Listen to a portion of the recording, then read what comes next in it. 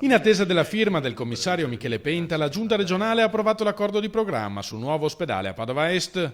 L'iter del procedimento ormai non è reversibile, sostiene il governatore veneto Luca Zaia, non è questione di se ma di quando. Non ci sono scelte discrezionali, questa è la fine di un percorso. Del resto anche un nuovo sindaco si troverebbe alquanto imbarazzato a dire che non firmerebbe un provvedimento come questo, e quindi io direi che aspettiamo la nomina del commissario prefettizio che diventi commissario straordinario e dopodiché spero che ci sia subito la firma. Anche l'università si è espressa in modo favorevole, ricorda Zaia, contiamo di ottenere la firma del commissario entro la fine dell'anno. All'ex sindaco di Padova, Massimo Bitonci, va dato atto di una scelta lungimirante che farà risparmiare tempo e denaro alla pubblica amministrazione. Se 2 anni e mezzo fa avessimo continuato con Padova Ovest, oggi saremmo agli espropri, ai contenziosi sugli espropri e una cinquantina di milioni di euro da pagare per l'area. Invece oggi siamo con un'area pronta che ci viene regalata e non ci costa 50 milioni di euro, per cui senza alcun esproprio direi che abbiamo recuperato tempi non persi. Quanto alla mancata approvazione del Consiglio provinciale padovano, la cui maggioranza aveva stravolto il testo dell'accordo con una serie di emendamenti prima che la seduta si interrompesse per caduta del numero legale, il governatore alza le spalle.